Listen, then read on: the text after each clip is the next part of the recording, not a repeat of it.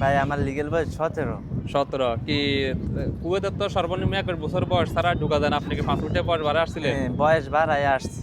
আচ্ছা আমার সমান বয়সের যারা যারা আছে ওরা বিদেশ আসলেই ভালো হবে, আর নাইলে দেশের যে পরিস্থিতি অনেক খারাপ, সবাই পোলাপানি অনেক খারাপ হয়ে গেছে আর কি। আমার বয়সের সবাই শখের ঠেলায় এসেছে, এটা শখের বিদেশ আমার। শখের বিদেশ। হ্যাঁ। এখন আসার পরে কি বুঝতেছেন এখন? আসার পরে আমার পরিস্থিতি ভালোই, যেমন আমি যত টাকা দিয়ে আইছি এগুলো চালান তো বেশি সময় লাগবে না।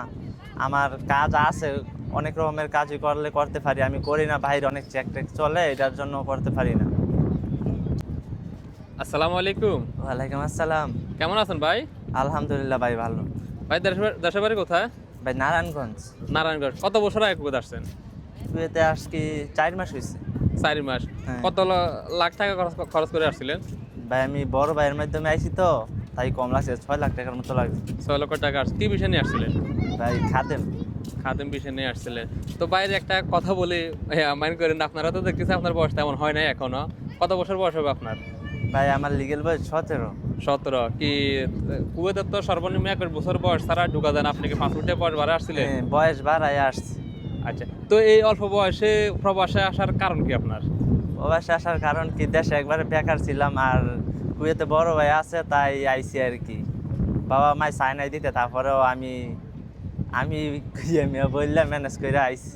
এটা কি আপনি ইচ্ছাগতভাবে আসছেন? হ্যাঁ, আমার ইচ্ছা হতে হবে আইসি। ফ্যামিলি জোর করে নাই? না, ফ্যামিলি কেউ কিছু করে না। এটা কি আমার শখের? না করছে আরো বিদেশ দিতে। এটা কি শখের ঠেলা আসছেন না? হ্যাঁ, আমার শখের ঠেলায় আইসি, এটা শখের বিদেশ আমার। শখের বিদেশ। হ্যাঁ। এখন আসার পরে কি বুঝতেছেন এখন? আসার পরে আমার পরিস্থিতি ভালোই, পরিস্থিতি ভালো, যেমন একটু যদি শেয়ার করতেন আমাদের সাথে। যেমন আমি যত টাকা দিয়ে আইছি এগুলো চালান তো বেশি সময় লাগবে না।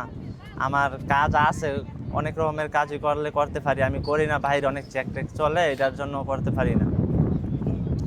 আপনি যে ফ্রি ভিসার লোক বাইরে কাজ করেন, মানে চেকের কারণে করতে পারে না, করলে করা যায়। তো বর্তমানে ফ্রি ভিসা তো দেখতেছি আমরা বিভিন্ন অভিযান, অনেক সমস্যা হতেছে। হ্যাঁ। এক্ষেত্রে আপনার কোনো সমস্যা হতেছে কিনা? না, আমার কোনো সমস্যা হইতাছে না। আমি এক জায়গায় কাজ করি, এখানে কোনো চেক মেক নাই, সমস্যা নেই, ভালো। আপনার ওখানে সেভ আছে? হ্যাঁ, সেই বাস। আচ্ছা আচ্ছা। তো আপনার মতো যারা কম বয়সী আসতে চায় তাদের করণীয় কি? অনেকে আমাদেরকে প্রশ্ন করে, ভাই আমার 17 বছর, 18 বছর, 20 বছর, তারা কিভাবে আসতে পারে কুয়েত? ওরা আসতে চাইলে ওরা আসবে, তারপরে আসলে ভালোই হবে, এতটা খারাপ হবে না। জানি না শুনি না খারাপ বিষয়, যে দালাল গোমাই দিয়ে আসলে তাহলে খারাপ পরিস্থিতি হবে। আর যদি জানি না শুনে, যদি আত্মীয় মানুষ যদি দিতে পারে, বালা কাজে আইন না, বালা কোম্পানিতে যদি আসতে পারে, তাইলে আসলে ভালো হইব আর কি। আর নাইলে সফল হইয়া দেশে ফিরতে পারবো না। কুয়েতের পরিস্থিতি অনেক খারাপ। 4 মাসে যতটুকু বুঝতেছেন কুয়েতের পরিস্থিতি আগের মতো না। আগে যারা পুরাতন ছিল তারা, আমরা তাদের মুখে শুনতেছি যে আগে নাকি অনেক ভালো ছিল, এরকম চেক ছিল না, অভিযান ছিল না। এখন বর্তমানে অনেক অভিযান চলতেছে।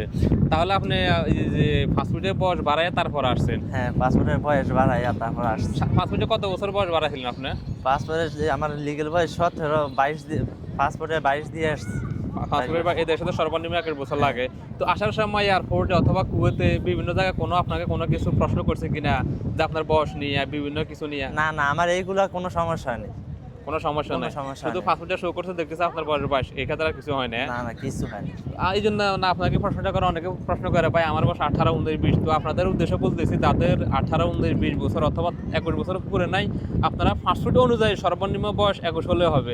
এক্ষেত্রে আপনার বয়স 15 হলেও সমস্যা না, আপনার পাসপোর্টে বয়স বাড়িয়ে কুয়েত আসতে পারবেন। এটা হচ্ছে তাদের জন্য আমাদের তরফ থেকে পরামর্শ। তো ভাই দেশের উদ্দেশ্যে, দেশের মানুষের উদ্দেশ্যে কি কোনো কিছু বলার আছে, অথবা তাদের পরিবারের কাউকে মিস করতেছেন? না না, পরিবারের কাউকে মিস করতেছি না। কি দেশের আগে তো অনেক এনজয় করতাম, এখন এইগুলা করতে পারতাছি না, এইটাই আমার খারাপ লাগে অনেক। আপনার শখের বিদেশ, আমার শখের বিদেশ, আমি ভাবছি না কত কিছু, এখন আমার কাছে এতটা ভালো লাগে না। আসার আগে কিরকম, মানে ফিল্ডে কিরকম করছিলেন আপনি? আসার আগে দেশে তো অনেক ফিল করতাম, এখন অনেক এনজয় করতাম, এখন এগুলোই আমি অনেক মিস করি। আসার আগে চিন্তা করছেন কুয়েতের এই যে টাওয়ার, এখানে আসুম গরম, একদিন আর বাংলা 400 টাকা, এগুলো ইনকাম করুম, হ্যাঁ। এগুলো চিন্তা করছিলেন? হ্যাঁ হ্যাঁ, এগুলো চিন্তা করি। আজকে তো ঘুরতে আসছেন এখানে, কেমন লাগতেছে এখানে আসার পরে? এখানে সপ্তাহে 6 দিন কাজ করি, আর একদিন ঘুরতে আসি, অনেক ভালো লাগে। আর যদি না ঘুরতে আসি তাহলে আমার কাছে ভালো লাগে না। নাও বিষয়, সপ্তাহে যেহেতু আমরা প্রবাসী, 6 দিন ডিউটি করে, অন্তত এক সপ্তাহে একদিন ঘুরতে হবে। অনেকে আছে না, ওই রুম থেকে বাইর হয় না, না, ঘুরে ফিরে করতে হবে। আমার আবার অনেক ঘুরতে ইচ্ছা করে, যদি না ঘুরতে তাইলে আমার কাছে ভালো লাগে না, আমার একেবারে মনটা অনেক খারাপ লাগে। শখের বিদেশ।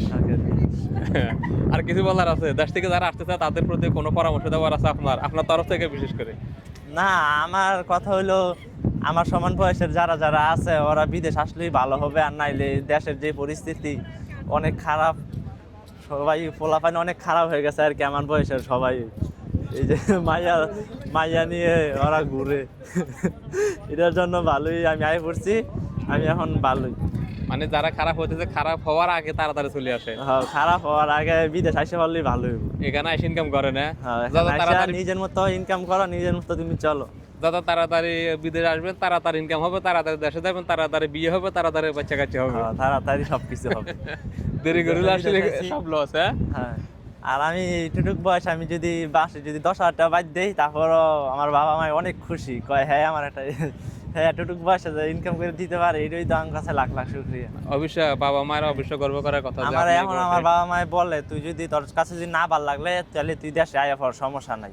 আমি 6 লাখ টাকা মাইর যাইলে যাইবো, এটা কোনো প্যারা নাই। তোর যদি না ভাল লাগে তাহলে তুই আয়া পড়। তারপরে আমি ভাবি আমি দেশে যাই কি করবো, আমি একটা কিছু একটা দেখি এতটুক বয়সে একটু সফল হইতে পারি কিনা।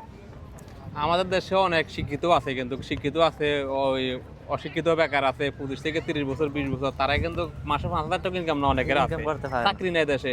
তো এই জন্য সবার এটাই ভালো, দেশে না থেকে বিদেশ চলে আসে, অন্তত লাইফও সুন্দর হবে, নিজের জন্য ফিউচারও ভালো হবে। তো আর কিছু বলার আছে? না ভাই, আর কিছু বলার নাই। আল্লাহ হাফেজ। ওকে, অসংখ্য ধন্যবাদ।